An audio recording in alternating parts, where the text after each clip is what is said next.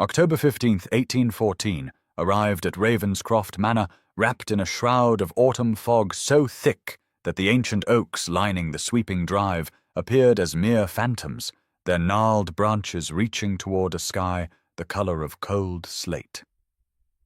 The stone facade of the manor house, that imposing testament to 300 years of Ravenscroft legacy, emerged from the mist like a sleeping giant, its windows dark save for the faint amber glow emanating from the east wing where the master of the house had already risen. Alexander Ravenscroft, 7th Duke of Ashworth, stood before the mirror in his dressing room, fastening the buttons of his riding coat with the mechanical precision of a man who had long ago surrendered to routine as his sole companion. At 32, he possessed the kind of severe handsomeness that made debutantes whisper and their mothers scheme, yet the grey eyes that stared back at him from the glass held none of the warmth that had once distinguished him from his peers. 7 years ago, those eyes had sparkled with wit and possibility. 3 years ago, they had dimmed to ash. Now they reflected nothing but the hollow performance of duty that had become his existence. The servants called him cold behind closed doors. The ton called him unreachable. His closest friend, Lord Thomas Sinclair, called him a stubborn fool determined to wall himself into his own mausoleum. Alexander called himself nothing at all, for that would require introspection he had forbidden himself since the December morning he had woken to find her gone, without a word, without explanation, without mercy. He descended the grand staircase as the clock in the entrance hall chimed 6, his boots echoing against marble floors polished to a shine that seemed almost accusatory in its perfection. Mrs. Agnes Pembroke waited at the bottom, her capable hands folded before her, her weathered face arranged in the expression of patient concern she had worn like armor since his mother's death 20 years prior. "She has your eyes," the fog seemed to whisper through the ancient oak doors. "I have your heart." But that was merely the wind finding its way through gaps in the stone. Nothing more, nothing that could reach the frozen chambers where Alexander had buried every tender feeling he had ever possessed. He nodded to Mrs. Pembroke without speaking, accepting his riding gloves with a grunt that passed for gratitude in the silent language they had developed over years of mutual understanding. The stables awaited, and with them the only freedom he permitted himself, the thunder of hooves against earth, the rush of wind that could almost drown out the memories he refused to name. He pulled open the heavy door himself, dismissing the footman with a gesture, and stepped into the swirling grey morning where October had laid its claim upon the world. It was then that he saw it, impossible and inexplicable against the weathered stone of his doorstep. A basket woven of willow branches, lined with a blanket of soft blue wool, and nestled within its depths, watching him with eyes the precise color of his own. A child. The child did not cry. This struck Alexander as profoundly strange, for surely an infant abandoned upon cold stone in the swirling October fog should wail with the desperate fury of the forsaken, should announce her presence with the primal screams that nature had designed for precisely such moments of peril.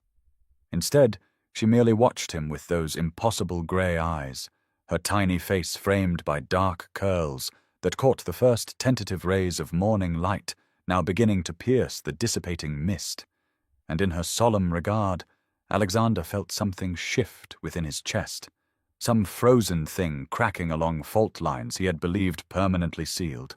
His hand reached toward the basket before his mind could command otherwise, and it was only then that he noticed the paper tucked beneath the edge of the blue wool blanket, cream-colored and folded with deliberate care, the corner fluttering slightly in the chill breeze that swept across the doorstep. Behind him, he heard the sharp intake of breath that announced Mrs. Pembroke's arrival, her sensible shoes clicking against the stone as she hurried to his side. But he could not turn to acknowledge her, could not tear his gaze from the elegant script that emerged as he unfolded the note with fingers that had begun, inexplicably, to tremble. "She has your eyes." The words swam before him, each letter formed in a hand that triggered something deep in his memory, some recognition that his conscious mind refused to complete. I have your heart." His pulse quickened, thundering against his ribs with an urgency he had not felt in years, perhaps had not felt since that December morning, when he had woken to emptiness and silence, and the ashes of every hope he had dared to nurture. "Come find us." The note bore no signature, no direction, no explanation beyond those 9 words that seemed to contain entire volumes of accusation and longing and desperate hope.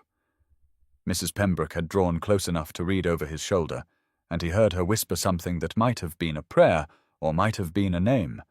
but the blood rushing in his ears made it impossible to distinguish. The child, this impossible child with his own eyes staring back at him from a face he did not recognize yet somehow knew, reached one small hand toward him, her fingers grasping at the morning air, and the gesture undid something within Alexander that he had spent 3 years constructing with meticulous care. He lifted the basket with a gentleness that surprised him, cradling it against his chest as though it contained something infinitely precious rather than merely a mystery wrapped in blue wool, and turned toward the warmth of the manor that had felt like a tomb for so long. The fog was lifting now in earnest,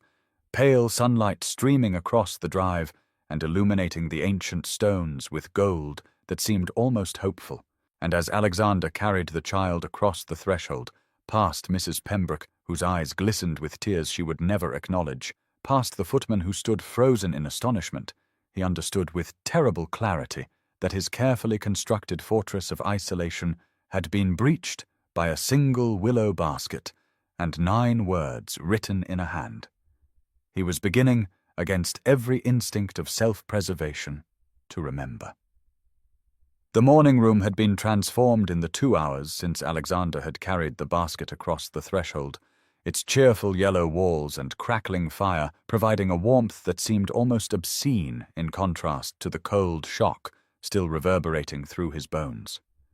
He had refused breakfast, waving away Mrs. Pembroke's concerned offerings of toast and tea with an impatience that bordered on rudeness, unable to contemplate the mechanics of eating when his entire understanding of the past 3 years had been upended by a child who now sat upon a blanket before the hearth, her small fingers wrapped around a wooden horse that some quick-thinking housemaid had retrieved from the long-abandoned nursery upstairs. The staff were whispering, he knew, their murmurs echoing through the hallways like the rustle of autumn leaves, speculation spreading through the household with the speed of flame through dry kindling, and yet he could not bring himself to care about propriety or reputation when those grey eyes, his grey eyes reflected in miniature perfection, kept finding his face with an intensity that seemed to see straight through to the hollow chamber where his heart had once resided. "She has your eyes." The words from the note circled through his mind like ravens around a tower, refusing to grant him peace, and beneath them lurked a name he had forbidden himself to speak aloud for 3 years, a name that tasted of September roses and broken promises, and a December morning when he had woken to find his world reduced to ashes. Eleanor. He watched the child, this Lily, whose name he had learned from the single word embroidered on her simple white dress, turn the wooden horse over in her hands with the grave concentration of a scholar examining a rare manuscript, and something in the gesture, some particular tilt of her head, sent a lightning bolt of recognition through him that nearly drove him to his knees. Mrs. Pembroke entered with a fresh pot of tea he had not requested, her movements deliberate as she positioned herself between Alexander and the door, and when she spoke her voice carried a weight that made him look up sharply from his vigil. "Your Grace," she began, and then hesitated in a manner entirely unlike her usual forthright nature. "There are things you should know, things that perhaps I should have told you long ago, but I was not certain, and it was not my place. And she came, you see. She came and was turned away, and I have carried that burden ever since." Before Alexander could demand clarification, before he could seize upon this cryptic confession and shake the truth from it, the child made a sound, a small coo of delight, and lifted her arms toward him with the unguarded trust of the innocent, her fingers grasping at the air, reaching for him as though he were not the cold and forbidding duke that all of England believed him to be, but simply a man, simply someone worthy of a child's affection. And in that moment, as he knelt and felt those tiny hands close around his fingers, Alexander felt the first true crack appear in the walls he had built around his frozen heart, and the name he had buried rose unbidden to his lips like a prayer long forgotten, but never truly abandoned. The memory rose unbidden, summoned by the particular tilt of Lily's head as she examined the wooden horse, and Alexander found himself transported across the years to a September evening in 1811 when the world had seemed golden with possibility, and his heart had not yet learned the bitter geography of loss.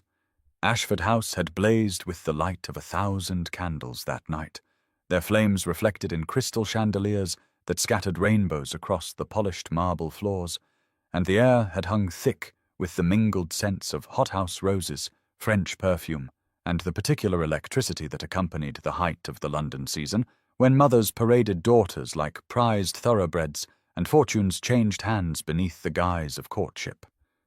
He had been 29 then, still merely the heir rather than the duke, his father alive, though increasingly frail, and the weight of expectation had pressed upon his shoulders like a physical burden as he navigated the crowded ballroom, avoiding the calculating gazes of ambitious mammas and the simpering smiles of eligible young ladies whose primary qualifications seemed to be adequate dowries and acceptable bloodlines.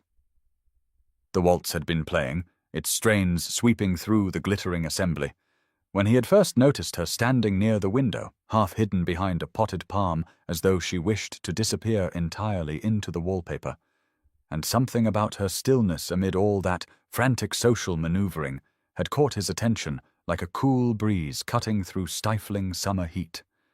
She wore pale green silk, a borrowed dress as he would later learn, its cut slightly outdated and its fit not quite perfect, and her auburn hair had been arranged simply, without the elaborate curls and jeweled pins that adorned the other women, yet to Alexander she had seemed to glow with a quiet luminosity that made the diamond-bedecked debutantes appear gaudy by comparison. Eleanor Whitmore, companion to the elderly Lady Fairfax, invisible to society by virtue of her position and her poverty, yet possessed of eyes that held depths he had never encountered in all his years of dutiful social circulation. He had watched her for longer than propriety allowed, noting how she observed the dancers with an expression that mingled wistfulness with something that might have been gentle mockery, and when Lady Harriet Greville had swept past Eleanor without acknowledgement, nearly treading upon her hem in her haste to position herself in Alexander's sightline, he had seen Eleanor's lips curve in a smile of such knowing amusement that he had found himself moving toward her before conscious thought could intervene. Their eyes had met across the diminishing distance, grey finding hazel in a moment that seemed to suspend time itself, and Alexander had recognized in that instant something he had not known he was seeking, a kindred spirit who saw the absurdity beneath the glitter, who understood that the elaborate dance of society was merely performance, and who carried within her gaze the promise of conversations that might actually matter. "Miss Whitmore," he had said, surprising himself by knowing her name, and she had looked up at him with an expression of such startled wariness that his heart had contracted with unexpected tenderness. "I believe you are the only person in this room who has not attempted to secure my attention this evening, and I find I am quite desperate to know why. And now's the time to stop and subscribe to our channel. If you enjoyed this video, don't forget to like it and drop a comment telling us where you're watching from. It's always amazing to see how far these tales travel across the world." Now let's continue. The garden terrace offered respite from the stifling heat of the ballroom, its stone balustrade cool beneath Eleanor's trembling fingers as she drew in great breaths of the September night air, still fragrant with the last roses of summer whose pale petals gleamed like scattered pearls in the light of the lanterns that lined the winding paths below.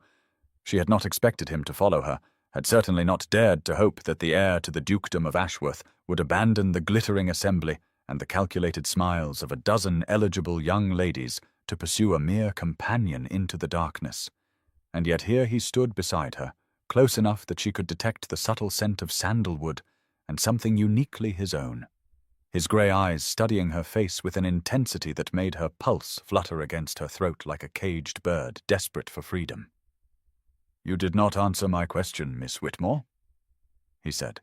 and though his tone remained light, there was an undercurrent of genuine curiosity that Eleanor found far more unsettling than practiced flirtation would have been.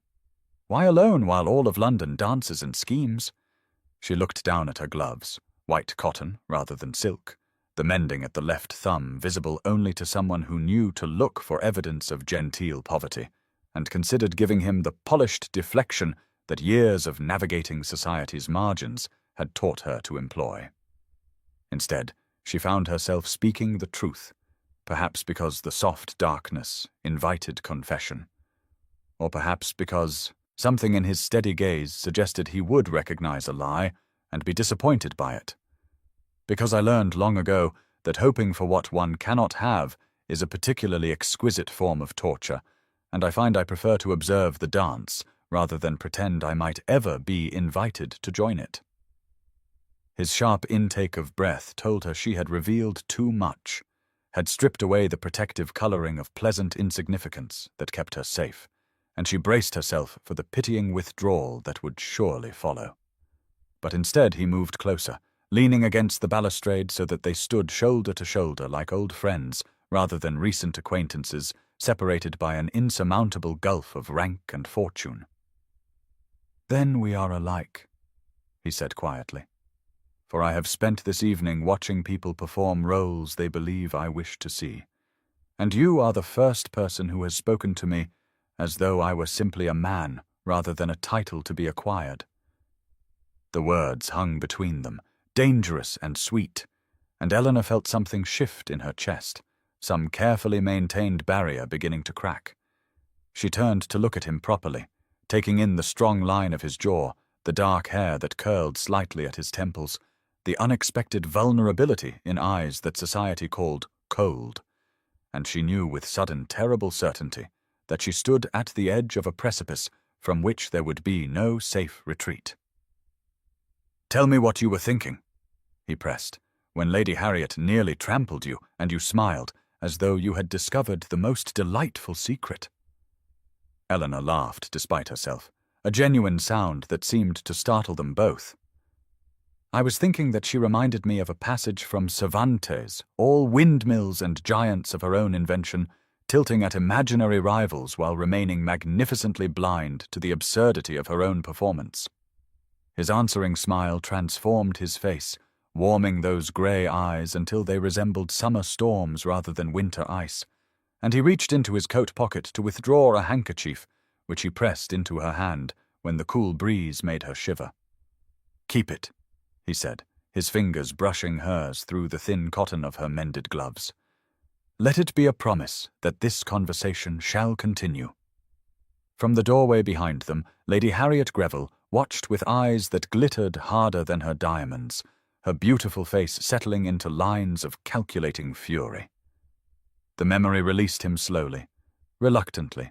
like a lover's embrace loosening at dawn, and Alexander found himself once more in the morning room of Ravenscroft Manor with the October afternoon light streaming through the windows in golden shafts that illuminated the dust motes floating in the air like fragments of time itself made visible. 6 hours had passed since he had discovered the basket on his doorstep, 6 hours during which the carefully constructed fortress of his isolation had crumbled stone by stone until he stood amid the ruins of everything he had believed about the past 3 years, and now he moved toward the improvised nursery where Mrs. Pembroke had settled the child for her afternoon rest, his footsteps heavy with the weight of certainty he could no longer deny. Lily slept curled on her side in the center of the great bed they had hastily prepared, her dark curls spread across the pillow like spilled ink, and Alexander stood in the doorway simply watching her breathe, marveling at the impossible reality of her existence and the undeniable truth written in every line of her small, perfect face. She had Eleanor's chin, that determined little point that he had traced with his finger on a September night that seemed now to belong to another lifetime. And as the afternoon sun broke through the clouds outside and painted the room in warm amber light, he noticed something he had missed in the chaos of the morning, a thin gold chain around the child's neck, disappearing beneath the collar of her simple white dress. His hands trembled as he approached the bed, moving with the exaggerated care of a man handling something infinitely precious,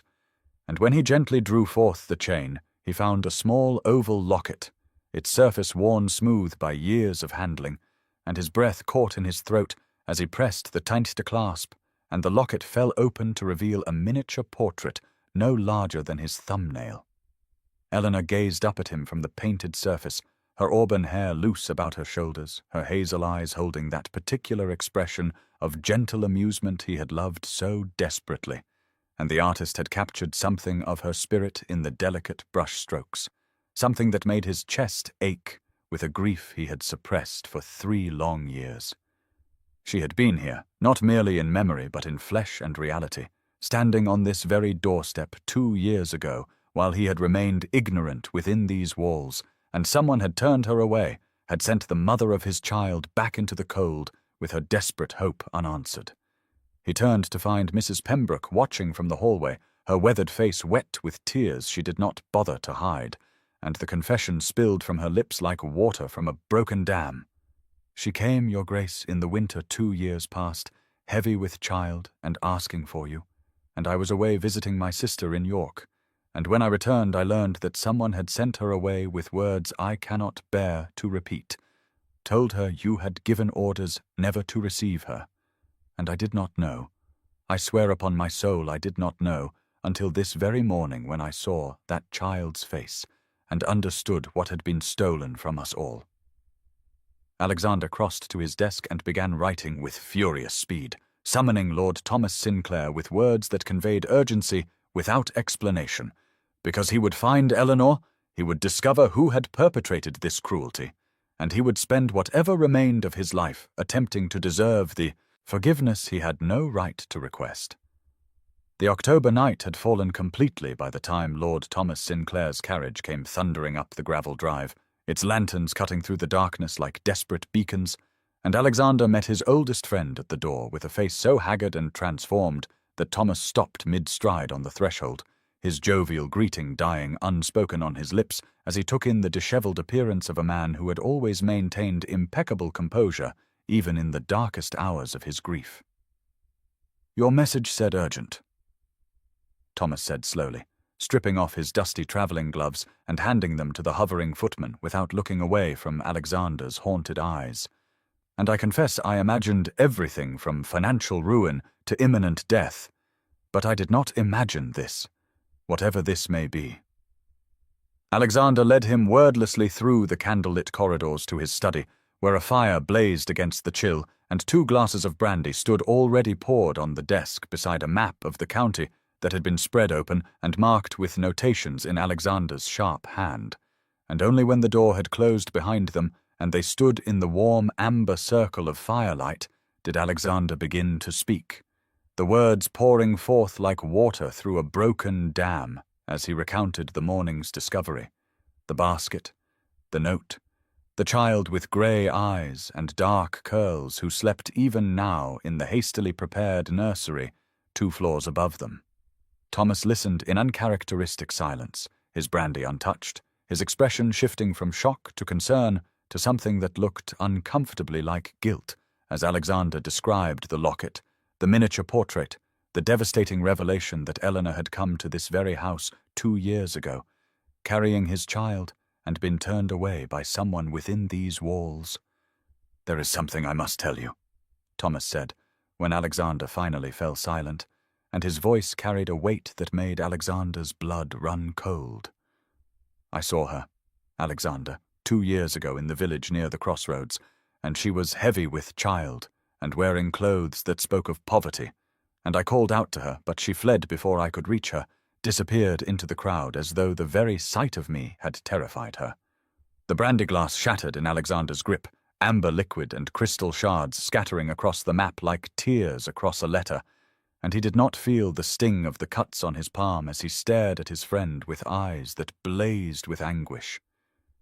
"You knew," he breathed. "You knew, and you said nothing." "I did not know," Thomas replied steadily, meeting that terrible gaze without flinching. "I suspected, and I was wrong not to speak. But you had told me she abandoned you, that she vanished without a word, and I thought perhaps she had found another. Perhaps the child was not yours. And I convinced myself that silence was kindness, when in truth it was cowardice. The rain began then, soft at first, and then harder, drumming against the windows like urgent fingers demanding entry, and Alexander moved to the hearth, where he stood with his bleeding hand braced against the mantel, his reflection ghost-like in the darkened glass. "She came here," he said quietly. "She came here with our child in her womb, and someone in my own household sent her away, told her I had given orders never to receive her, and she believed it because I had given her no reason not to, because I had failed her in every way a man can fail the woman he loves." The memory carried him backward through the years like leaves caught in an autumn wind, depositing him in the library of Lady Fairfax's townhouse on an October evening in 1811, when the world had seemed full of impossible promise, and his father still lived, though each breath came harder than the last, and the shadow of mortality had begun to fall across everything Alexander had believed permanent. The room was small by the standards of London's great houses, its shelves crowded with volumes that showed the wear of genuine reading rather than decorative display, and Eleanor stood by the window with a book of poetry open in her hands, her grey dress the colour of morning fog, and her fingers bearing small ink stains that spoke of letters written and lessons prepared for Lady Fairfax's endless correspondence. She looked up when he entered, her face illuminating with a joy she could not quite conceal, despite the impropriety of his presence here, in this private space where no gentleman should venture uninvited, and Alexander felt his heart constrict with the force of an emotion he had spent weeks trying to name and failing. "You came," she whispered, and the wonder in her voice nearly undid him, because she still could not quite believe that he sought her company, that the heir to a dukedom would cross London through autumn storms to spend stolen hours with a woman society deemed beneath his notice. "I would cross oceans," he replied, moving toward her with the careful deliberation of a man approaching something sacred, and when he reached her side, he took the book gently from her hands and set it aside, his fingers brushing hers in a contact that sent electricity racing through his veins. They had met a dozen times since that first September ball, in gardens and galleries, and once at a concert where he had watched her more than the performers, and each meeting had deepened his certainty that this woman held the key to a happiness he had never dared imagine. Outside the windows, an autumn storm raged against the glass, rain streaking the panes like tears and thunder rolling across the London rooftops. But within this small sanctuary, they stood in a world of their own creation. "My father grows worse," Alexander said quietly, "and I find myself thinking of legacy, of what I shall inherit and what I shall leave behind. And Eleanor, when I imagine my future, you are the only constant, the only light that makes the darkness bearable." Trembled at his words. Her hazel eyes filling with tears, she blinked rapidly away, and he watched the war play across her features between hope and the fear that hope engendered. "I am nobody," she breathed. "A widow without fortune or family connections, a woman who earns her bread through service, and you are to be a duke, and the world will never permit what you suggest." "Then the world be damned," he said fiercely, cupping her face in his hands with a tenderness that belied the violence of his words. And when he kissed her for the first time, with the storm raging outside and the fire crackling low and the poetry book lying forgotten on the windowsill, Alexander Ravenscroft knew with absolute certainty that he had found the woman he would marry, whatever society might say, whatever obstacles might arise, and he made her a promise against her trembling lips that he intended to keep until his dying breath. The old Duke died on a grey November morning when the first snow of the season was just beginning to fall, and Alexander stood at his father's bedside in the great chamber at Ravenscroft Manor, with the weight of centuries settling upon his shoulders like a mantle woven of lead and expectation. And in that moment of profound grief, he thought only of Eleanor, wished desperately that she stood beside him, that her gentle hand rested in his, that her quiet strength might anchor him against the storm of sorrow and responsibility that threatened to sweep him away into darkness. But Eleanor was not there, could not be there, for she had travelled with Lady Fairfax to the country estate where that elderly woman preferred to spend the winter months, and Alexander had not been able to send word, had not been able to do anything but watch his father's laboured breathing slow and finally cease while solicitors and distant relations gathered like vultures in the corridors below. The funeral brought half of London society descending upon the manor, despite the bitter weather, black carriages cutting dark lines through the pristine snow as mourners both genuine and opportunistic, arrived to pay respects to the late Duke and take measure of the new one, and Alexander moved through those terrible days like a ghost in his own home, receiving condolences with mechanical grace while his heart cried out for the one person whose comfort he truly craved. Eleanor came on the third day, having travelled through the snow against Lady Fairfax's protestations, and Alexander glimpsed her briefly in the entrance hall, her auburn hair dusted with snowflakes and her eyes bright with unshed tears for his loss. But before he could reach her, before he could pull her into his arms and bury his face in her hair and let himself finally weep, Lady Harriet Greville materialized at his elbow with expressions of sympathy that dripped with honeyed calculation, and when he looked again, Eleanor had vanished, spirited away by servants who knew instinctively that companions to elderly ladies did not belong among the mourning aristocracy. He searched for her between the endless meetings with solicitors and the receiving of guests and the crushing details of estate management that suddenly consumed every waking hour, but Eleanor had been relegated to the servants' quarters, deemed inappropriate company for the grieving Duke by household staff who thought they were protecting their new master's reputation, and each time Alexander sent for her, some new crisis demanded his attention. Some new obligation pulled him away until hours became days, and the distance between them grew like ice spreading across a winter pond. Lady Harriet watched it all with sharp, knowing eyes, positioning herself always at Alexander's side, whispering in the ears of society matrons about the unfortunate attachment the young Duke had formed before his responsibilities clarified his judgment, and slowly, insidiously,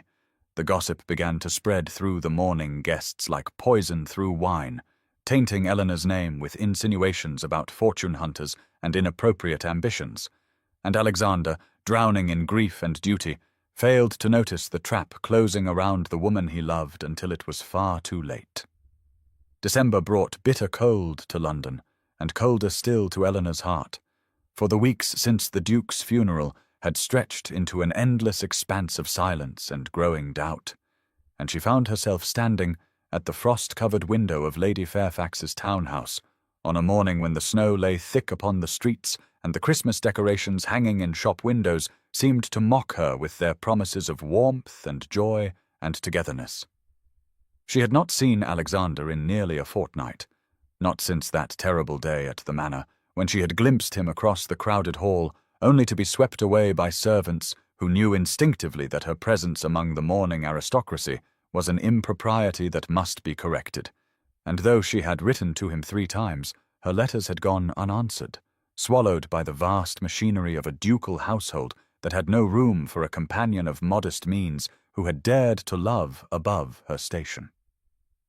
That morning, Eleanor had woken to a realization that changed everything, a knowledge that had been growing within her like a secret seed planted in autumn soil,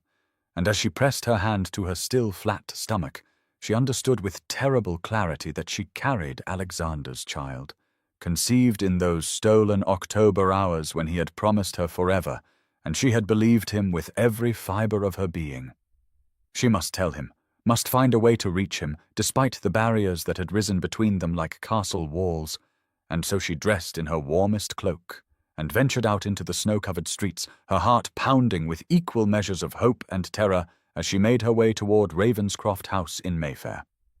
But Lady Harriet Greville stood waiting on the steps like a beautiful viper coiled, in silk and furs, her smile sharp as a blade as she intercepted Eleanor before she could reach the door, and the words she spoke fell like stones into the frozen silence between them.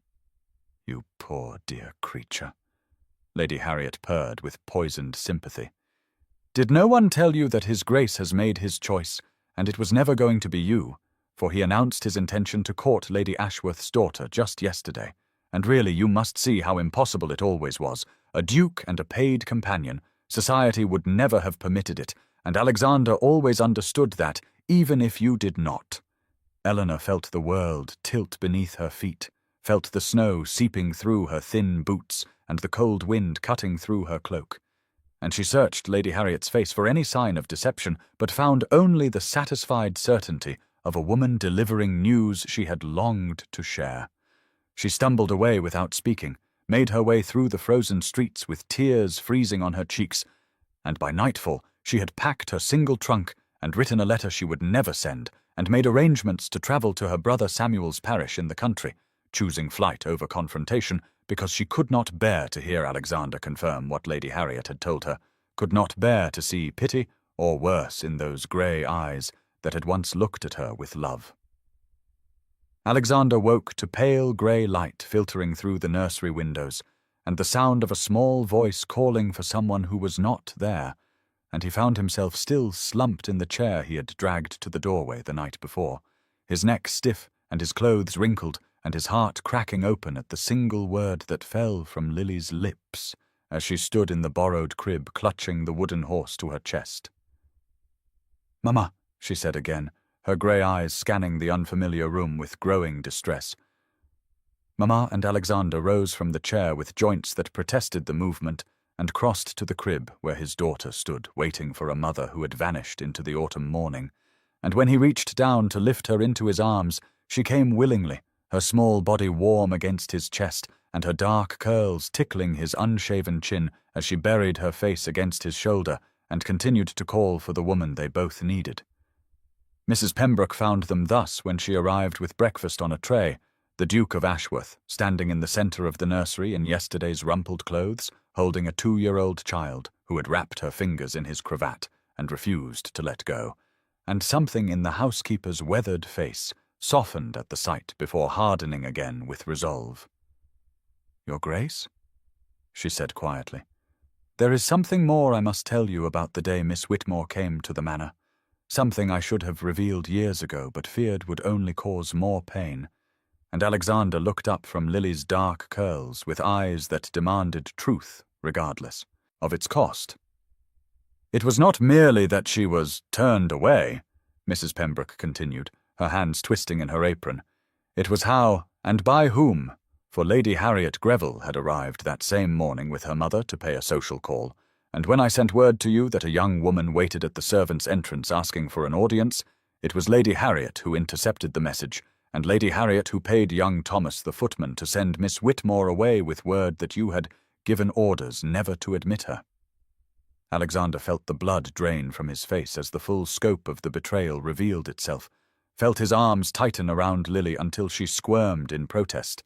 and he understood at last that Eleanor had not abandoned him, had not disappeared without explanation, had in fact come to him pregnant and desperate, and been turned away from his own door by the machinations of a jealous woman and the corruption of his own household. "Thomas was dismissed last winter for theft,"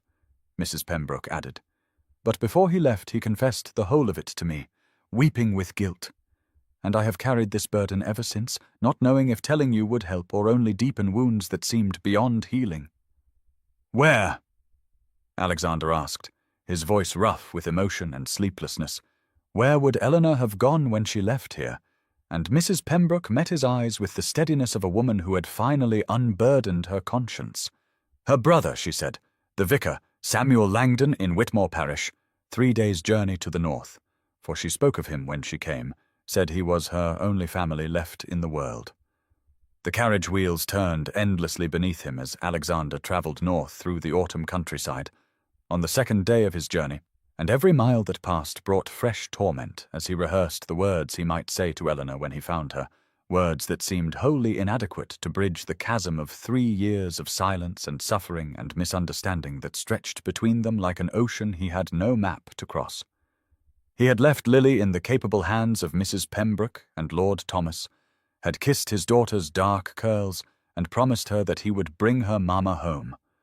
And the trust in those grey eyes so like his own had nearly undone him as he climbed into the carriage and set off on a journey that felt simultaneously too slow and terrifyingly fast. For what if Eleanor refused to see him? What if the wounds he had unwittingly inflicted had festered beyond healing? What if she had built a life without him, and wanted nothing more than to be left in peace with the remnants of her shattered dreams?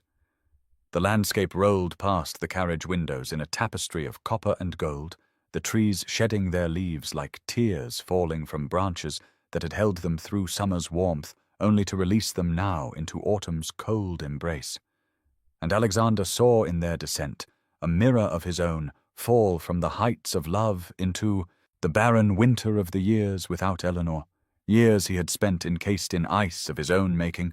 believing himself abandoned, when in truth he had been the one who failed to fight for what mattered most. He had chosen not to wear his finest clothes for this journey, had dressed instead in simple travelling attire that would not announce his rank to every innkeeper and stable hand along the road, for he wanted to meet Eleanor not as the Duke of Ashworth, but as Alexander, the man who had held her in his arms in a candlelit library and promised her forever, the man who had broken that promise through inaction and ignorance and the cruel machinations of those who could not bear to see happiness flourish in others.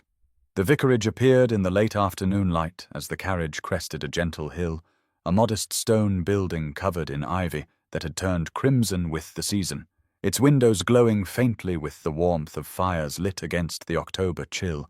and Alexander felt his heart constrict with something between hope and terror as he stepped down from the carriage onto the packed earth of the lane and approached the weathered wooden door. The man who answered his knock was tall and stern, with Eleanor's auburn hair touched with grey at the temples and eyes that held none of her gentleness as they swept over Alexander with immediate recognition and barely contained fury. And Samuel Langdon, country vicar and protective brother, blocked the doorway with his body as though defending a fortress from invasion. "You!" Samuel said, and the single word carried 3 years of witnessed suffering and helpless rage. "You dare to come here now!" And Alexander understood in that moment that whatever words he had rehearsed would mean nothing until he had proven himself worthy of hearing where Eleanor had gone. Samuel did not move from the doorway for a long moment, his eyes searching Alexander's face for something that might justify 3 years of his sister's suffering. And when he finally stepped aside to allow entry, it was with the reluctance of a man admitting a wolf into his fold, while hoping against hope that the beast had somehow learned gentleness in the wilderness of its exile. The parlour was small and simply furnished, with worn chairs arranged before a fire that had burned low in the grate, and theological volumes lining shelves that bowed slightly under their weight. And Alexander took the seat Samuel indicated, while feeling the full measure of his unworthiness pressing down upon him like a physical force. For this modest room, with its faded curtains and cold tea growing colder on the table between them, represented everything Eleanor had been reduced to, while he had wallowed in his grand manner nursing wounds he now understood to be largely of his own creation. "She arrived on my doorstep in January of 1812, Samuel began without preamble, his voice carrying the controlled fury of a man who had spent years tending to the wreckage left by others. "Pregnant and penniless and convinced that you had cast her aside for a woman of proper breeding, and I watched my sister, who had always been so full of light, diminish into a shadow of herself as she carried your child through the coldest winter I can remember." Alexander listened as Samuel described Eleanor's pregnancy, the difficult birth that had nearly claimed both mother and daughter, the slow recovery that had left Eleanor weakened in ways that never fully healed, and with each detail he felt another piece of his heart crack and crumble into dust, for he had been drinking brandy by the fire and cursing her name while she had been fighting for her life in this tiny village, bringing their daughter into the world with no one but her brother to hold her hand. "She worked as a seamstress when she was strong enough," Samuel continued, his fingers wrapped around his teacup, though the liquid within had long gone cold. "She refused my charity beyond the roof over her head, said she would earn her keep or find somewhere else, and I watched her stitch until her fingers bled to put food on the table and clothes on Lily's back, while you lived in luxury, believing yourself the wounded party. The fire crackled in the silence that followed, and Alexander found he could not speak past the thickness in his throat, could not defend himself against charges that were wholly true, regardless of the misunderstandings that had caused them. For a man who truly loved would have searched, would have demanded answers, would not have accepted abandonment without fighting to understand why. "She fell ill again last month," Samuel said more quietly, his anger giving way to something that looked almost like fear, a fever that would not break. And when it finally passed, she was so weak she could barely lift Lily into her arms. And that was when she made the decision that brought you here, for she believed she was dying, and she could not bear the thought of Lily being left with nothing and no one. "She left Lily with me and went to London," Samuel continued, seeking work that would allow her to send money back for the child's care. "But I believe in my heart that she also went there to write that note, to leave Lily on your doorstep before the illness could claim her entirely, because despite everything, she still believed you deserved to know your daughter, even if she could never forgive you for breaking her heart." The dawn came grey and cold on October 18th, 1814, with frost silvering the ground outside the vicarage windows, and Alexander already standing at the door with his horse saddled and ready, for he could not bear to waste another moment on sleep when Eleanor was somewhere in London fighting for her life, while believing herself unloved and abandoned by the man who had sworn to cherish her forever. Samuel met him at the threshold with something clutched in his weathered hands, and when Alexander saw the cream-coloured paper, the same shade as the note that had accompanied Lily, to his doorstep 3 days ago, his heart stopped beating in his chest for one terrible moment before resuming its rhythm with painful intensity. "She wrote this the night she left London for my parish," Samuel said quietly, his voice softer now than it had. "Their long evening of confession and accusation. She meant to send it to you, but could never bring herself to post it, and I have kept it these 3 years because I believed someday you would need to read what she could not say to your face." Alexander took the letter with trembling hands that seemed to belong to someone else, some lesser man who had not spent years cultivating coldness and control. And when he unfolded the paper and saw Eleanor's elegant script dancing across the page, his vision blurred with tears he could not contain. "My dearest Alexander," she had written, "I am leaving London tonight because I cannot bear to watch you marry another while carrying your child beneath my heart, and though Lady Harriet has assured me that you have made your choice, and it is not me, I find I cannot hate you as I should, cannot stop loving you even as my world crumbles around me like autumn leaves falling from branches that can no longer hold them." The letter continued for 2 pages, each word a knife blade of tenderness and grief, as Eleanor poured out her love and her anguish in equal measure, describing the dreams she had cherished, and the future she had imagined, and the way his smile had made her believe that perhaps, just perhaps, a penniless companion could find happiness in the arms of a man born to greatness. She had never stopped loving him, had carried his memory like a wound that would not heal through pregnancy and poverty, and the endless struggle to survive, and even as she wrote of her determination to raise their child alone, she could not help but hope that somehow, some day, he would learn the truth and come for her. "I will wait for you in my heart forever," the letter concluded. "Even if you never read these words, even if you live out your days believing the worst of me, I will love you until my last breath and beyond, for some loves are not meant to die no matter how deeply they are buried." Alexander pressed the letter to his chest, as though he could absorb her words through his skin, and when he looked up at Samuel, the vicar nodded once with something approaching respect in his stern eyes. "Go find my sister,"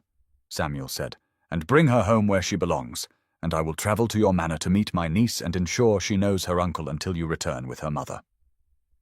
Alexander mounted his horse without another word and turned toward London, riding faster than was wise on frost-slicked roads, because Eleanor was waiting, and he had already wasted 3 years, and he would not waste another hour.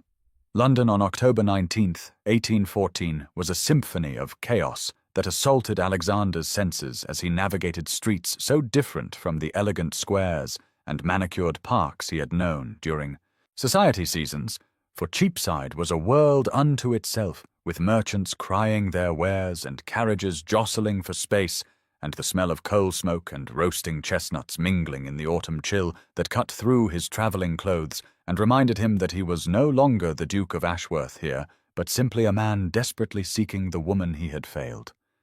He had ridden through the night and most of the day, stopping only to rest his horse and ask directions from suspicious shopkeepers who looked at his fine boots and well-cut coat with the wariness of people accustomed to being cheated by their betters.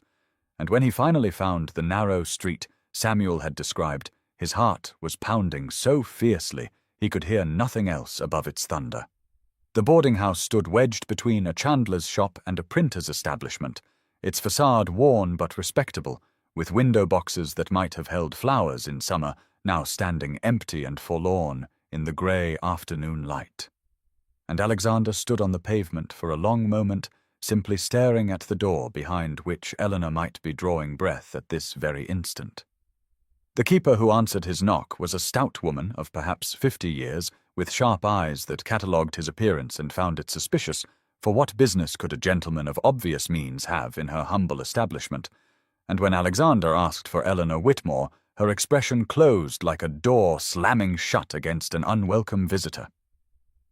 "She's not receiving callers," the woman said flatly, her body blocking the entrance with the immovability of a fortress wall. "And she's too ill for whatever business you think you have with her, so you'd best be on your way before I call for the watch."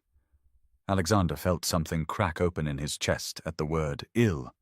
and he heard himself speaking in a voice he barely recognized, raw and desperate and stripped of every aristocratic pretension he had ever cultivated. "She is the mother of my child," he said, "and I have spent 4 days riding across England to find her after 3 years of believing lies that kept us apart. And if she is ill, then I must be with her. I must tell her that I never stopped loving her. Please, I am begging you."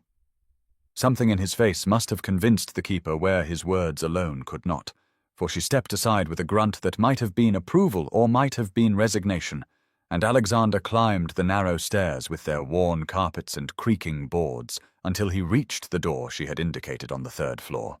He pushed it open without knocking because he could not bear to wait another second, and there in the small, clean room with its sewing basket beside the bed and weak afternoon light filtering through a single window sat Eleanor, wearing a faded blue dress that hung too loosely on her thin frame, her auburn hair braided simply over one shoulder, and when she looked up from the handkerchief, she was hemming. Their eyes met. Across the space between them and the world stopped turning entirely. Eleanor's hand stilled on the handkerchief she had been hemming, and the needle slipped from her fingers to land soundlessly on the threadbare blanket covering her lap as she stared at the figure filling her doorway with an expression that cycled through disbelief and fear and something that looked almost like hope, before settling into a careful blankness that broke Alexander's heart more thoroughly than tears ever could have done. She was so thin, he thought, so pale beneath the fever flush painting her cheekbones, and yet she was still the most beautiful woman he had ever seen, still possessed of that quiet dignity that had first captured his attention across a crowded ballroom 3 years and a lifetime ago, when they had both been different people living in a different world where happiness seemed possible. "Alexander," she whispered, and his name on her lips was a prayer and a wound and a homecoming all at once. And he crossed the small room in 3 strides and fell to his knees beside her chair like a supplicant before a queen, uncaring of how he must look or what the boarding-house keeper watching from the doorway must think of a gentleman prostrating himself before a seamstress in a tiny rented room. "You came," Eleanor said, her voice hoarse and wondering, and Alexander reached for her hands and found them burning with fever, so fragile in his grasp that he feared he might shatter her if he held too tightly, though he could not bring himself to let go now that he had finally found her after days of desperate searching and years of desperate longing. "I came," he managed to say through the thickness in his throat. "I came as soon as I knew, as soon as Lily arrived on my doorstep with your note, and I have spent every moment since racing toward you, because I cannot live another day believing the lies that separated us, Eleanor. I never chose another. I never stopped loving you. I have been a ghost haunting my own life since you disappeared, and I thought you had abandoned me." The tears that had been gathering in Eleanor's eyes spilled over at his words, tracking silver paths down her flushed cheeks as she shook her head with the slow disbelief of someone who has stopped hoping for miracles, only to have one appear before them, demanding to be acknowledged. "Lady Harriet told me you had made your choice," Eleanor said, her voice barely above a whisper. "She said you needed a proper wife for your new station, that I had been merely a pleasant distraction during your father's illness. And I believed her because I had always known I was not worthy of you, Alexander. I had always known that a penniless companion could never truly hold the heart of a duke." Alexander lifted her hands to his lips and kissed her knuckles with a reverence that he had never shown anyone, not even during the most solemn ceremonies of his ducal responsibilities. And when he spoke, his voice was fierce, with 3 years of suppressed anguish. "She lied," he said. "She lied about everything, and I have been the greatest fool in England for not finding you sooner, for not tearing apart every lie until I reached the truth of you, and I will spend the rest of my life making amends if you will let me." Eleanor's free hand rose to touch his face, as though she could not quite believe he was real, her fingertips tracing the line of his jaw with the wonder of someone encountering a dream made flesh. And Alexander leaned into her touch with a sound that was almost a sob, because he had forgotten what it felt like to be touched with tenderness after 3 years of holding the world at arm's length. "You truly did not know,"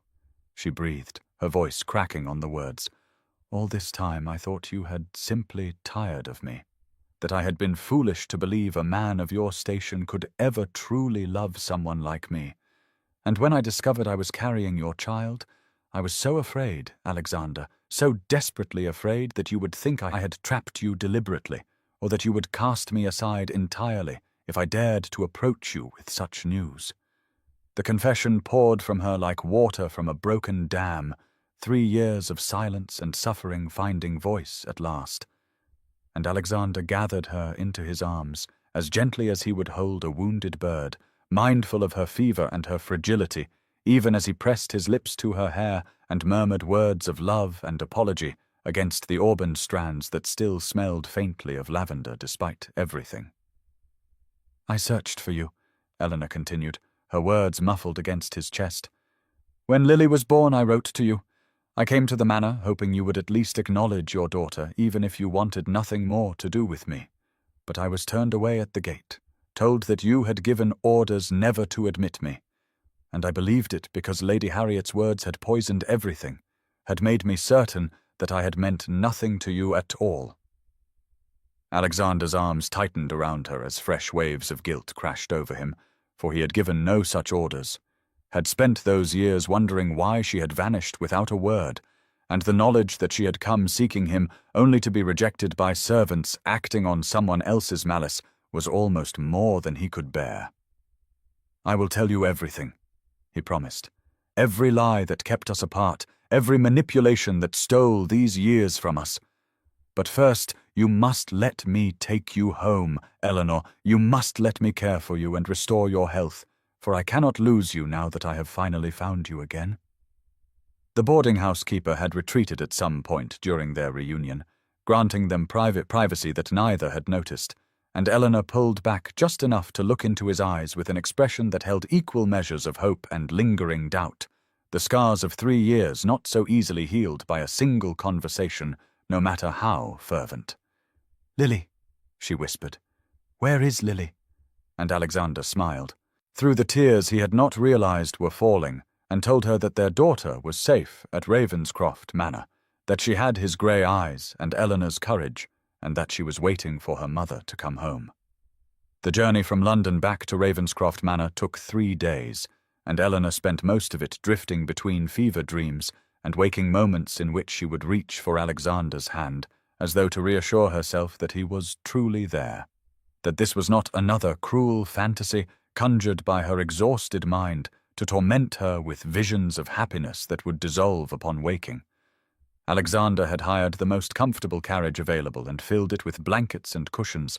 stopping at every inn along the route to ensure Eleanor had warm broth and fresh water hovering over her with a tenderness that made the innkeepers assume he was caring for a beloved wife, rather than a woman society would call fallen if they knew the truth of her circumstances.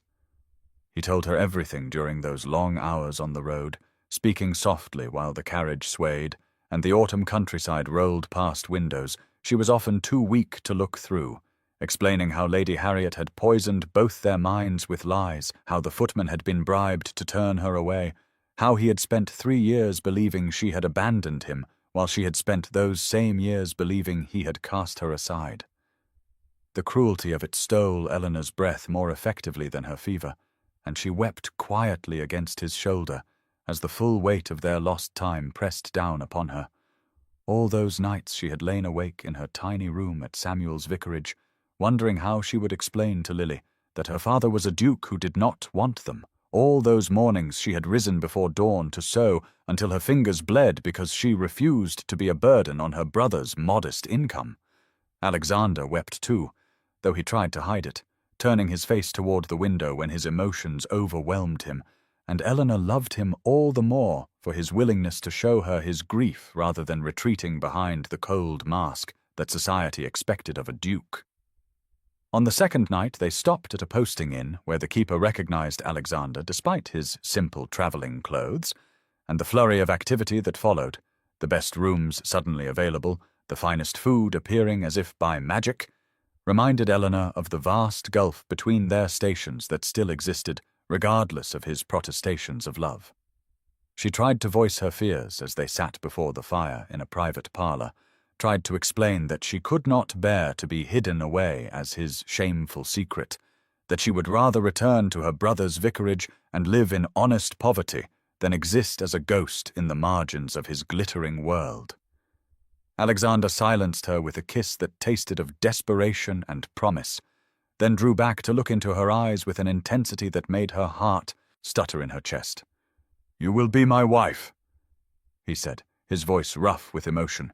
"You will be the Duchess of Ashworth, and anyone who dares to speak against you will answer to me, for I have wasted 3 years of our lives being too blind to fight for what we had, and I will not waste another moment pretending that anything matters more than you and Lily." Eleanor wanted to argue that society would never accept her, that the scandal would follow them forever, but the words died on her lips when she saw the absolute certainty in his grey eyes, the same grey eyes that looked back at her every time she gazed upon their daughter. They arrived at Ravenscroft Manor on the evening of October 21st, 1814, exactly 1 week after Lily had been left on the doorstep in her willow basket, and Eleanor's breath caught in her throat as the carriage rounded the final bend, and the great house came into view, its windows glowing with warm candlelight against the deepening twilight, a sight she had dreamed of during countless lonely nights when she had wondered if she would ever see these ancient stones again. Alexander helped her down from the carriage with infinite gentleness, keeping his arm around her waist as though he feared she might dissolve into mist if he released her for even a moment, and she leaned into his strength because her legs felt unsteady, and her heart was beating so rapidly she could hear it echoing in her ears. The great oak doors swung open before they reached the steps, and there stood Mrs. Pembroke, with tears streaming down her weathered cheeks, and Lily clutched in her arms, the child's grey eyes widening with recognition as she caught sight of the woman she had been separated from for what must have felt like an eternity in her young life. "Mama!" Lily cried, the word ringing out across the gravel drive like a bell announcing a miracle, and Eleanor's knees nearly buckled as she heard that beloved voice calling for her after days of fearing she might never hear it again. She reached for her daughter with arms that trembled from weakness and overwhelming emotion, and Lily practically launched herself from Mrs. Pembroke's embrace into her mother's waiting arms, small hands clutching at Eleanor's hair and dress as though she could physically prevent another separation through sheer force of will. Alexander's arm tightened around Eleanor's waist, supporting both her and the child, and for a long moment the three of them stood there in the fading light, while Mrs. Pembroke wept openly, and the servants who had gathered in the doorway pretended not to notice the tears on their master's face. "We are home," Alexander murmured against Eleanor's temple, his voice rough with emotion that he no longer tried to hide, and the word home resonated through Eleanor,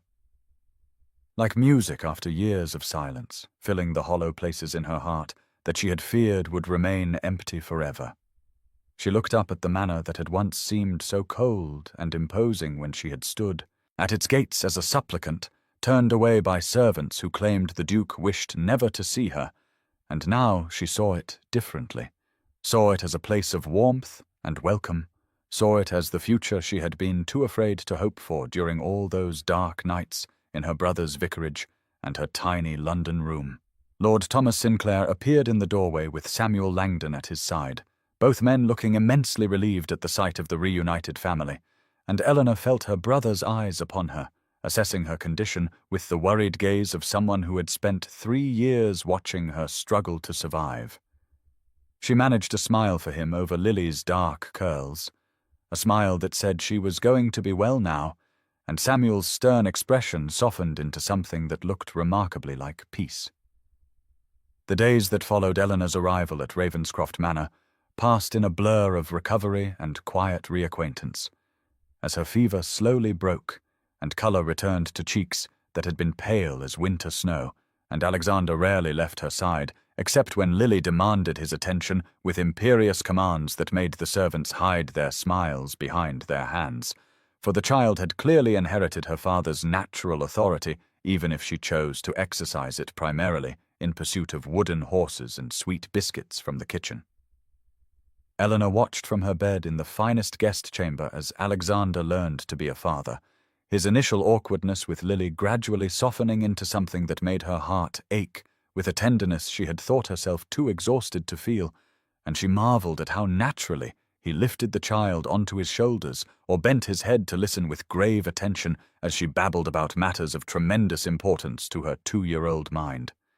Mrs. Pembroke proved invaluable during those healing days, bustling in and out with trays of nourishing broth and stern instructions about rest that Eleanor suspected the housekeeper had been longing to give someone for years, and the older woman's obvious joy at having the manor filled with life again spoke volumes about how empty these halls had been during Alexander's years of frozen grief.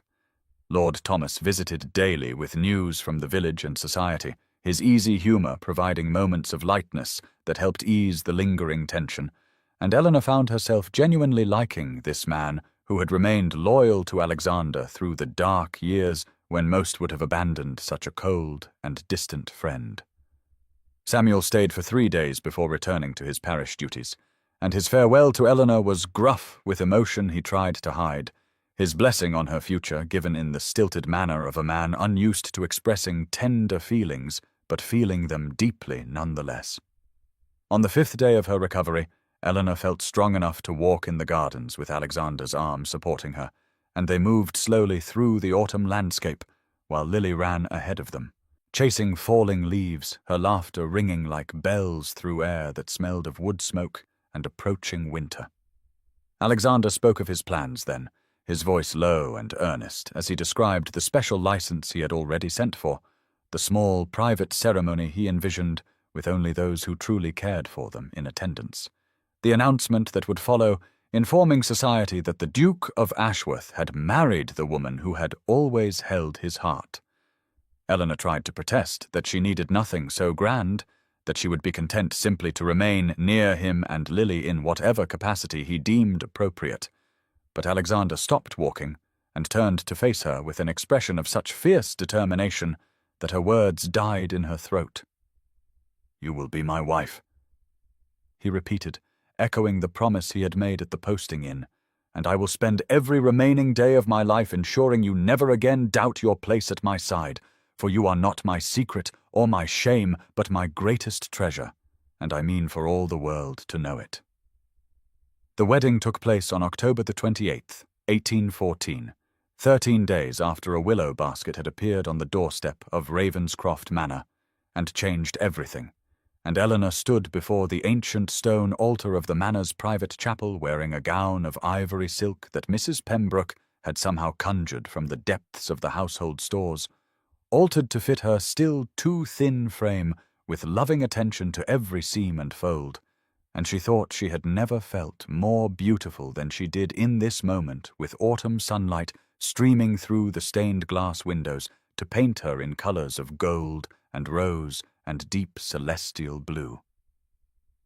Alexander waited at the altar with an expression of such profound reverence that Eleanor felt tears prick at her eyes before she had even begun her walk down the short aisle, and beside him stood Lord Thomas Sinclair, looking immensely pleased with himself, as though he had personally orchestrated the entire romance rather than simply having been a loyal friend through its darkest chapters. Samuel stood ready to perform the ceremony, his clerical robes freshly pressed and his stern face softened by an emotion he would likely deny if anyone dared mention it, and Eleanor knew that his presence here represented a blessing far greater than mere words could convey, for her brother had spent 3 years watching her suffer, and had every reason to distrust the man who now waited to become her husband. Lily served as an unconventional flower girl, clutching a small basket of late autumn roses and scattering petals with more enthusiasm than precision, while Mrs. Pembroke followed behind her, trying to maintain some semblance of ceremonial dignity, and the few servants who had been invited to witness the union smiled at the child's antics with the indulgent fondness of people who had already fallen completely under her spell. The ceremony itself was simple and brief, stripped of the elaborate pageantry that would have accompanied a ducal wedding under normal circumstances, but Eleanor would not have traded a single moment of it for all the grand celebrations in London, for there was something infinitely precious about speaking vows of eternal love in this intimate space surrounded only by people who genuinely wished them well. When Alexander slipped the ring onto her finger, a band of gold set with a single sapphire that he told her had belonged to his grandmother, his hands were steady, but his grey eyes glistened with unshed tears, and Eleanor felt the weight of that ring as a promise more binding than any legal document could ever be. "I have loved you since the moment you quoted Milton to me in a moonlit garden," Alexander said softly, speaking words that were not part of any traditional ceremony, but felt more sacred than any liturgy, "and I will love you until my last breath and beyond, for you are not simply my wife, but my heart walking beside me in the world." Eleanor tried to respond with something equally eloquent, but found that her throat had closed around a sob of pure joy, so instead she simply rose onto her toes and kissed him, claiming the traditional gesture before Samuel had officially given permission, and the small congregation erupted in laughter and applause, while Lily demanded to know why Mamma was crying if this was supposed to be a happy day. And Eleanor thought that perhaps this was what heaven felt like, this moment of complete and perfect belonging after so many years of wandering alone in the darkness. The weeks following the wedding transformed Ravenscroft Manor in ways that went far beyond the physical changes of fresh flowers in every room and the sounds of a child's laughter echoing through halls that had known only silence for so long, for the very atmosphere of the great house seemed to shift and soften as though the stones themselves were exhaling, a breath held for 3 long years of cold isolation. Eleanor grew stronger with each passing day, her cheeks filling out and her eyes regaining the bright spark that Alexander remembered from their first meeting at that fateful ball,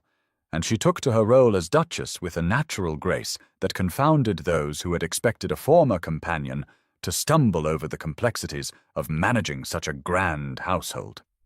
Mrs. Pembroke became her willing ally and guide, and the 2 women could often be found with their heads bent together over household accounts or menu plans, their easy partnership a testament to the housekeeper's genuine affection for the woman who had brought her beloved Duke back to life.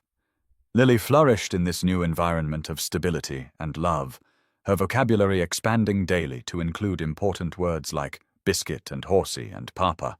this last pronounced with such obvious delight that Alexander found himself seeking excuses to spend hours in the nursery simply to hear it repeated. The nursery itself had been transformed from a dusty, forgotten, space into a bright kingdom of toys and books and small furniture, scaled to Lily's diminutive stature. And Eleanor sometimes found Alexander there late at night after the child had fallen asleep, simply watching their daughter breathe with an expression of wonder that made her heart ache with the knowledge of all the moments he had missed and the determination visible in his features to miss nothing more. Society's reaction to the sudden marriage provided endless entertainment for Lord Thomas, who took particular pleasure in reporting the various scandalized responses and incredulous whispers that followed the announcement that the cold Duke of Ashworth had married an obscure widow of no particular family and was by all accounts disgustingly besotted with her. Lady Harriet Greville had reportedly taken to her bed upon hearing the news, though whether from shock or fury or fear of exposure remained a matter of speculation among those who knew the full story of her machinations, and Eleanor found she could summon no anger toward the woman who had caused her so much pain, only a distant pity for someone whose life was so empty that destroying others' happiness had seemed a worthwhile pursuit. The first invitation arrived in November, a tentative overture from a neighboring family, curious to meet the mysterious new Duchess, and Eleanor accepted it with Alexander's encouragement and Thomas's assurance that he would personally intervene if anyone dared to be unkind, though his definition of intervention involved threats elaborate enough to make Eleanor laugh until tears streamed down her face. She chose a gown of deep blue velvet for the occasion, and when Alexander saw her descending the staircase with sapphires at her throat, and her auburn hair swept up in an elegant arrangement, he stopped breathing for a moment before crossing to take her hands and tell her she was the most beautiful creature he had ever beheld,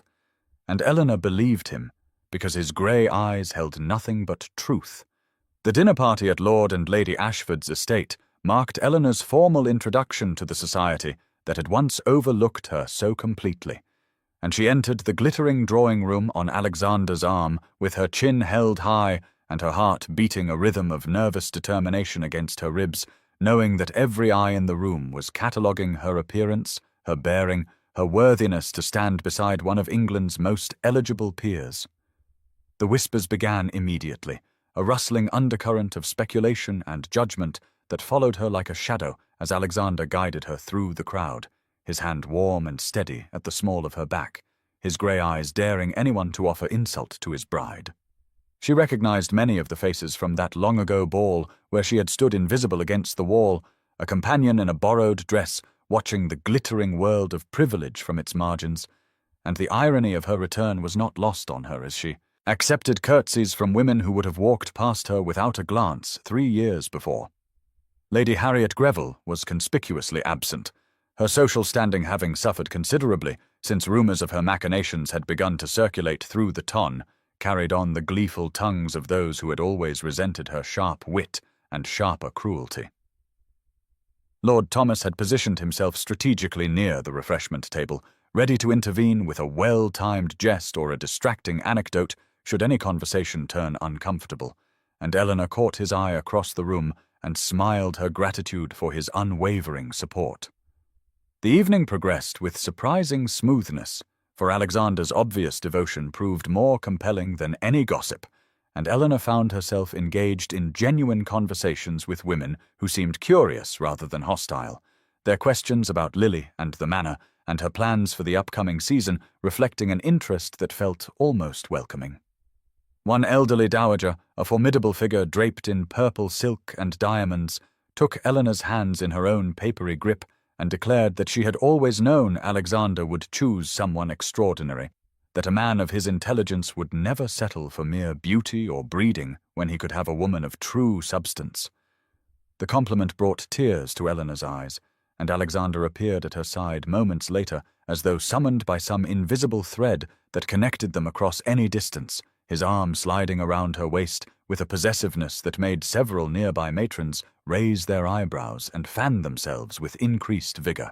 By the time they departed in their carriage, the autumn night crisp with the promise of winter's approach, Eleanor felt something she had thought lost forever settling back into place within her chest.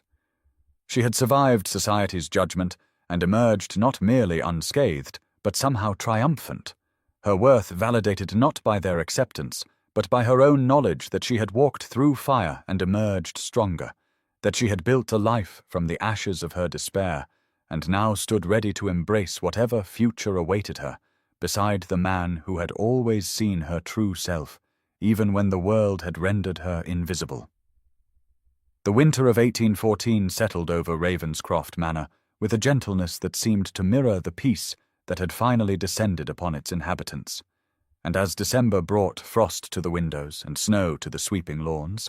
Eleanor found herself standing in the nursery doorway one evening, watching Alexander read to Lily by firelight, his deep voice giving life to a tale of brave knights and clever princesses while their daughter listened with rapt attention, her small fingers curled into his waistcoat as though afraid he might disappear if she released her grip. The scene before her represented everything Eleanor had dreamed of during those long years of loneliness and struggle, everything she had convinced herself was impossible when she had packed her single trunk and fled into the cold December night 3 years before. And yet here it was made manifest in the warm glow of the fire and the sound of Alexander's laughter when Lily demanded he make the dragon voice again. She pressed her hand to her heart, feeling the steady rhythm that had grown stronger with each passing week of rest and nourishment and love, her body slowly healing from the deprivations of poverty, just as her soul was healing from the wounds of separation and betrayal. Alexander looked up then, sensing her presence as he always seemed to do,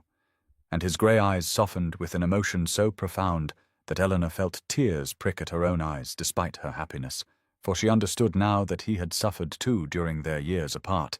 that his coldness had been armor against a pain he could not name or claim. Christmas approached with all its attendant preparations, and Mrs. Pembroke threw herself into the task of making this holiday one to remember, declaring that Ravenscroft Manor had gone too long without proper celebration, and that their new Duchess and young Miss Lily deserved all the festivity that could be mustered on short notice.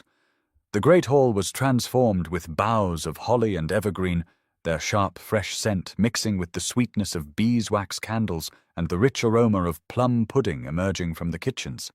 And Eleanor wandered through the decorated rooms with wonder in her eyes, remembering Christmases spent in small rented rooms with nothing but her brother's company and her own stubborn hope to sustain her. Samuel arrived on Christmas Eve, having accepted Alexander's invitation with the cautious grace of a man still adjusting to his sister's transformation from struggling widow to duchess. And Lily greeted her uncle with delighted shrieks that echoed through the marble corridors and made the assembled servants smile at the sound of joy in a house that had known so little of it. The Christmas morning service at the village church saw the Duke and his family occupying the ancestral pew for the first time in years, and Eleanor knelt beside Alexander, with Lily settled between them, her small voice attempting to join the hymns with more enthusiasm than accuracy, and she offered up a prayer of gratitude so fervent that she felt it must surely reach heaven, thanking whatever providence had guided them through darkness back into each other's arms at last. The new year of 1815 arrived with a blanket of fresh snow that transformed the grounds of Ravenscroft Manor into a glittering wonderland, and Eleanor stood at the window of the master bedroom, watching the dawn light paint the white expanse in shades of rose and gold, her hand resting on the gentle swell of her belly where a new life had begun to make its presence known in the weeks since her marriage, a secret she had not yet shared with Alexander, though she suspected Mrs. Pembroke had already guessed from the knowing looks the housekeeper cast her way whenever Eleanor declined her morning chocolate or excused herself from rooms where strong perfumes lingered. The past months had unfolded like pages from a story she had once dreamed but never dared believe could be written, each day bringing new evidence that the life she now lived was real and not some fever vision conjured by her desperate imagination in that tiny London boarding house where Alexander had found her burning with illness and fading hope. She heard him stirring behind her, the rustle of bedclothes and the soft sound of his feet on the carpet as he crossed to where she stood. And then his arms were around her, drawing her back against the warmth of his chest, his chin coming to rest on the crown of her head as they watched the winter morning unfold together in companionable silence. Lily would wake soon, her imperious voice ringing through the nursery with demands for breakfast and stories, and Papa, for she had claimed Alexander as her own with all the fierce possessiveness of a 2-year-old who had finally found the security she had been missing. And Eleanor smiled at the thought of the chaos that would shortly descend upon their peaceful moment. There would be challenges ahead, she knew, for society had not entirely forgotten the scandal of their unconventional courtship, and there would always be those who whispered behind fans and raised eyebrows at her presence in ballrooms where she had once stood invisible and overlooked. But she had learned something precious in the years of her ex-dad, something that no amount of gossip or judgment could take from her now. She had learned that her worth was not determined by the circumstances of her birth or the opinions of strangers who knew nothing of her heart, that true love recognized value where the world saw only lack, and that the courage to hope even when hope seemed foolish was perhaps the greatest strength a person could possess.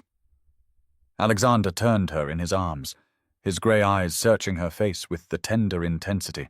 that still made her breath catch after all these months. And she knew that the moment had come to share her secret, to tell him that their family would grow come summer, that Lily would have a sibling to love and protect and quarrel with in the way of all brothers and sisters throughout time. The words rose to her lips like a prayer, like a promise, like the final seal on a happiness she had once thought forever lost. And as she watched his expression shift from curiosity to wonder to overwhelming joy, Eleanor felt the last shadows of her past release their grip on her heart, leaving only light and love and the certainty that she had nearly, truly come home. The spring of 1815 arrived at Ravenscroft Manor with an abundance of blossom and bird song that seemed to celebrate the transformation that had occurred within its ancient walls, and Eleanor watched from the terrace as Lily chased butterflies across the lawn with the boundless energy of a child who had finally discovered what it meant to be secure and loved, her dark curls bouncing and her laughter ringing out across the gardens where new roses were beginning to unfurl their petals in the warming air. Alexander stood beside his wife, one hand resting protectively on the curve of her belly, where their second child grew stronger with each passing day, and Eleanor marveled at how completely he had shed the cold armor that had encased him when she first returned to this house. How the man who had been known throughout society as unapproachable and stern now dropped to his knees without hesitation when Lily ran to him, demanding to be lifted high enough to see the birds nesting in the eaves. Lord Thomas Sinclair had become a regular visitor, his easy humor and genuine affection for the unconventional family making him a favorite with Lily, who had taken to calling him Uncle Thomas despite no blood connection, and his presence reminded Eleanor that the bonds of true friendship could be as strong as any forged by birth or marriage. Samuel, too, had softened in his judgment of Alexander, the vicar's protective suspicion gradually giving way to respect as he witnessed the Duke's devotion to his sister and niece, and their conversations had evolved from tense interrogations to genuine exchanges between men who shared a common purpose in ensuring Eleanor's happiness. The whispers of society had not entirely ceased, for there would always be those who found satisfaction in scandal and speculation. But Eleanor had discovered that such voices held no power over a heart that knew its own worth, and she met the curious stares of visitors and neighbors with a serene confidence that seemed to disconcert those who had expected her to cower beneath their judgment. Lady Harriet Greville had retreated from society following the exposure of her machinations, her influence crumbling as the truth of her cruelty spread through the drawing rooms where she had once reigned supreme, and Eleanor found she could summon no satisfaction from the other woman's downfall, only a weary recognition that bitterness and jealousy ultimately destroyed those who harbored them more thoroughly than any external punishment could achieve. Mrs. Pembroke had assumed the role of unofficial grandmother with an enthusiasm that brought tears to Eleanor's eyes, the housekeeper's stern facade completely abandoned in the presence of Lily, who had learned to exploit this weakness with all the cunning of a natural diplomat negotiating for extra biscuits and later bedtimes. As the afternoon light mellowed into the golden hues of early evening, Eleanor leaned into Alexander's embrace and allowed herself to fully inhabit the moment, to release the last lingering fears that this happiness might prove illusory. And she understood with perfect clarity that the journey through darkness had been necessary to bring her to this place of light, that every tear and every struggle had been shaping her into the woman capable of receiving such profound joy without flinching from its intensity. The summer of 1815 arrived with warmth that seemed to bless the ancient stones of Ravenscroft Manor, and on a morning in late June, when the gardens blazed with colour and the air hung heavy with the scent of roses, Eleanor brought forth a son whose lusty cries echoed through the halls that had once stood so silent and cold, and Alexander, who had paced the corridor outside their chambers with a terror he had never known on any battlefield of social expectation or ducal duty, wept openly when Mrs. Pembroke placed the infant in his arms. This small perfect creature, with his mother's auburn wisps of hair and his father's grey eyes already alert and watchful, as if determined to take in every detail of the world he had entered. Lily, now 3 years old and possessed of opinions she expressed with increasing eloquence, had appointed herself guardian of her new brother from the moment she was permitted to peer into his cradle, and Eleanor watched with a heart so full it ached as her daughter explained to the infant in grave tones that she would teach him everything important, including which of Cook's biscuits were best, and how to convince Papa to extend bedtime by precisely 15 minutes through strategic deployment of pleading looks. The christening drew visitors from across the county and beyond, Lord Thomas Sinclair standing as godfather with such obvious pride that one might have thought he had produced the child himself, and Samuel performing the ceremony with a tenderness that finally, fully, laid to rest any lingering reservations he had harboured about his sister's choice of husband. Society had largely accepted the Duchess of Ashworth, for society was ever practical in its judgments, and recognized that opposing a duke who clearly adored his wife was an exercise in futility that could only result in one's own exclusion from the most desirable invitations of the season, and if there remained those who whispered about the unconventional origins of the match, their voices had grown so faint as to be mere echoes of a controversy long since exhausted of interest. Eleanor sometimes paused in her daily rounds of the household she now commanded with quiet confidence, catching her reflection in the great gilt mirrors that lined the gallery, and marvelled at the woman who gazed back at her,